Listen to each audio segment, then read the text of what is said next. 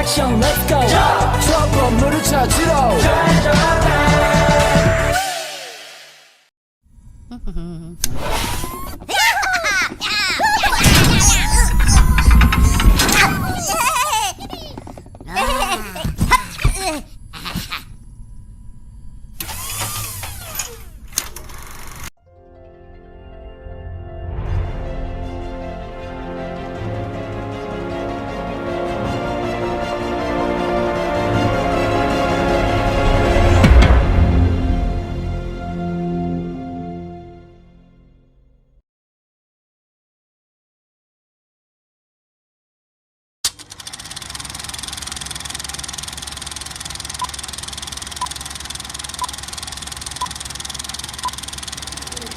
Assalamualaikum warahmatullahi wabarakatuh.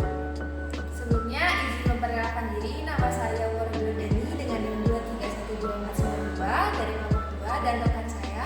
Perkenalkan, nama saya Didah Raja Salama dengan NIM 2312423 dari kelompok 2. Baik, kami di sini mewakili kelompok kami dari kelompok 2 yang beranggotakan Apriliani, lalu ada Anissa, ada Askia, ada Dina, ada Farid, Mareta, Agus, Mutiara, Najwa, Nariswari, dan Nazwa. Baik, pada kesempatan kali ini kami akan memaparkan materi mengenai sistem reproduksi pria. Baik, sebelum masuk ke pembahasan mengenai sistem reproduksi pria, kita juga harus mengetahui nih apa pengertian dari reproduksi itu sendiri.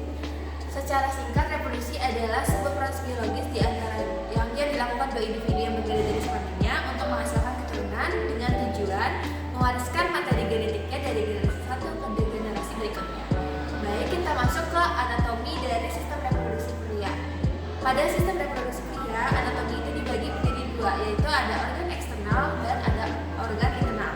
Kita masuk dan mulai dari organ eksternal terlebih dahulu ya teman-teman. Yang pertama itu kita punya penis, yang dimana penis itu berfungsi sebagai jalan keluarnya dari urin dan sperma. Lalu organ eksternal yang kedua kita punya skrotum, yang dimana skrotum itu berfungsi sebagai pusat kontrol dari testis. Lalu yang ketiga kita punya testis, yang dimana testis berfungsi sebagai tempat dari memproduksi sel sperma dan hormon testosteron. Oke, masuk ke organ internal dari reproduksi pria. Yang pertama ada epididymis. Nah, epididymis ini berfungsi untuk menyimpan sperma yang diproduksi oleh testis dan juga mengangkut sperma menuju tabung vas deferens. Selanjutnya ada tabung vas deferens. Tabung vas deferens ini mengangkut sperma yang telah matang menuju uretra untuk proses persiapan ejakulasi. Selanjutnya ada seminal vesicle. Seminal vesicle ini menghasilkan cairan fruktosa yang digunakan oleh sperma sebagai sumber energi untuk beraktivitas. Selanjutnya ada kelenjar prostat. Kelenjar prostat juga menghasilkan cairan untuk proses ejakulasi. Cairan prostat juga membantu sperma agar tetap sehat.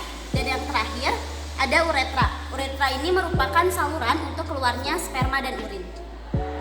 Baik, selanjutnya kita masuk dari alur sistem reproduksi pria. Yang pertama itu kita mulai dari testis. Ketika testis sudah berhasil memproduksi sel sperma, sel sperma kemudian akan disimpan di epididymis. Nah, namun yang disimpan di epididymis ini masih sel sperma yang mentah.